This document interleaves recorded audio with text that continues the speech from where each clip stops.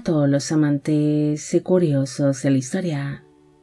Bienvenidos a mi canal. Hoy os traigo la vida de Beatriz de Frangepán.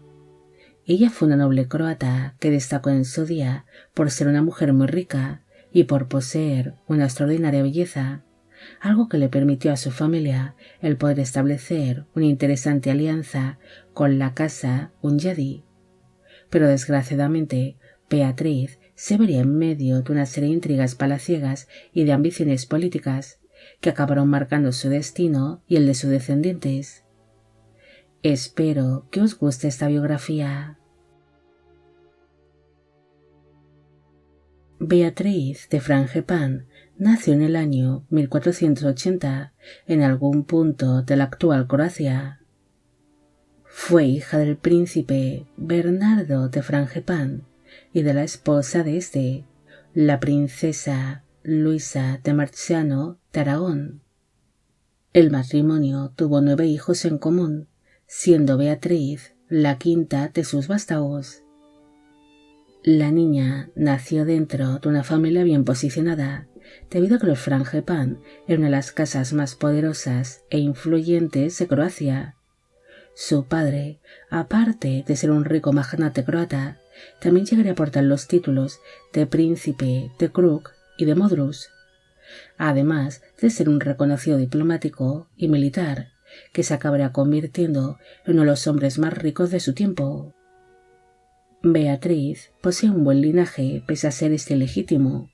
Por vía paterna, ella fue nieta del príncipe Esteban III de Frangepán de Modrus y de la princesa Isota de este, quien era una hija legítima del marqués de Ferrara, Nicolás III de este. En cambio, por vía materna, era nieta del príncipe de Rossano, Marino Marciano, y de la esposa de este, la princesa Leonor de Aragón, quien era una hija ilegítima del rey Alfonso V de Aragón, siendo dicho monarca el bisabuelo de Beatriz. Al nacer dentro de una de las familias más poderosas de Croacia, Beatriz creció en un ambiente refinado, recibiéndose una educación basada en religión, modales, artes y labores domésticas, siendo así formada para contraer un buen casamiento que le diese aún más prestigio a su familia.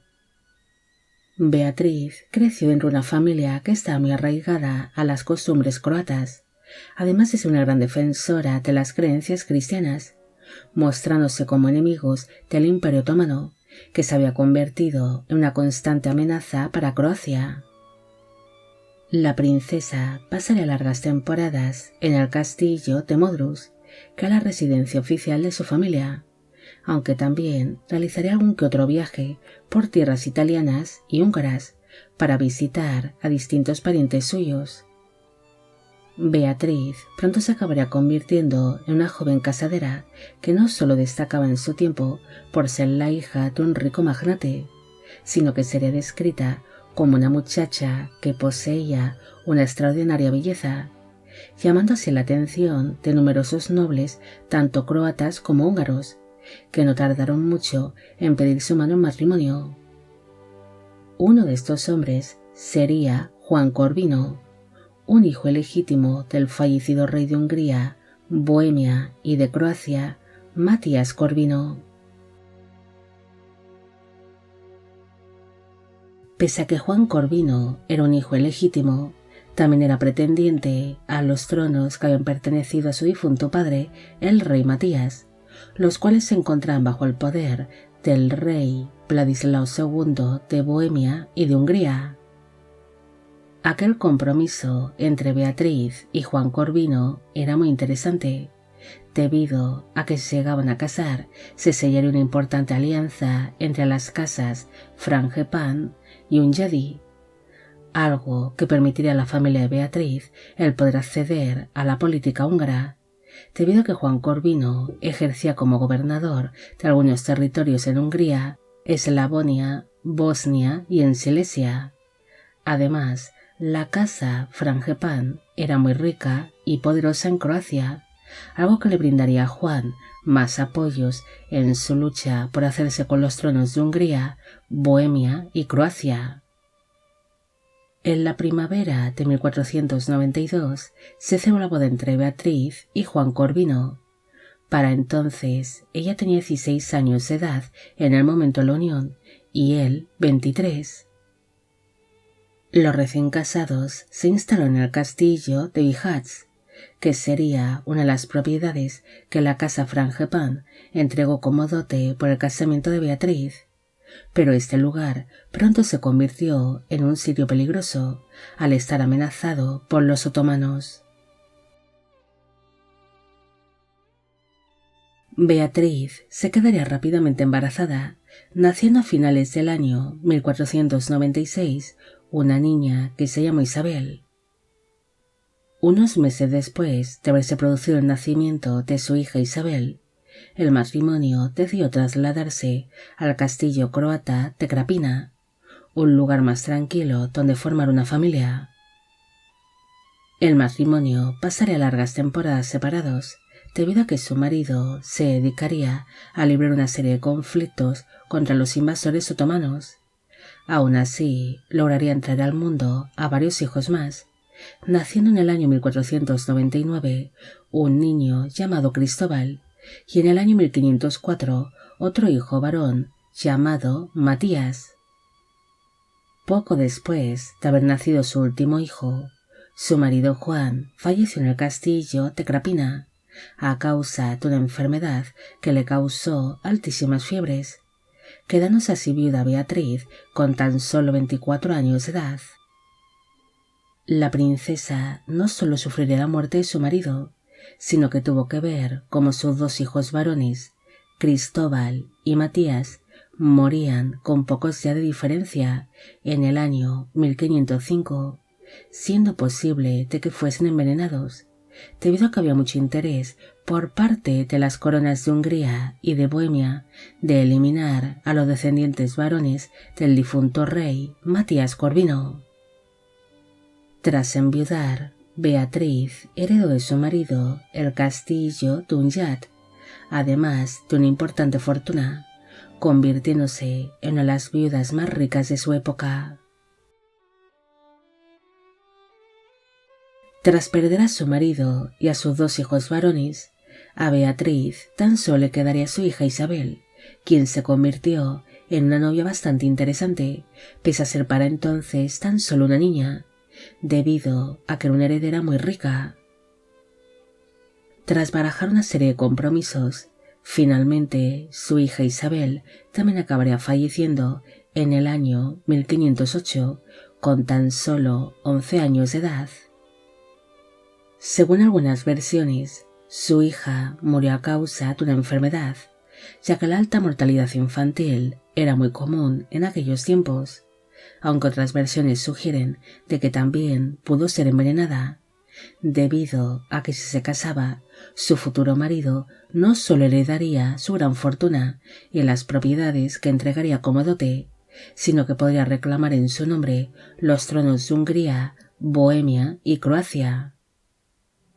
Tras perder a su hija, Beatriz fue obligada a casarse por el rey Vladislao II de Bohemia y de Hungría con el sobrino de este, el príncipe heredero Jorge de Brandeburgo-Ansbach, quien sería conocido posteriormente como Jorge el Piadoso, celebrándose esta boda el 21 de enero de 1509 en la ciudad de Gyula, en Hungría.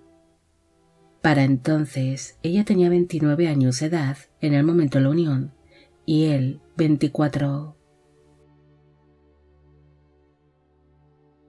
Aquel segundo casamiento no era para nada deseado por Beatriz, quien se vería obligada a entregar su riqueza y las propiedades que había heredado de su difunto marido a su nuevo esposo, entregándole así el castillo Tunjat y la fortaleza de Lipova, aparte de más de 200 aldeas, convirtiéndose así su segundo marido en uno de los terratenientes más poderosos de su tiempo. Un año después de haberse celebrado su boda, Beatriz acabaría falleciendo a causa de un aborto espontáneo, según dijeron algunas versiones, muriendo así el 27 de marzo de 1510 a los 30 años de edad.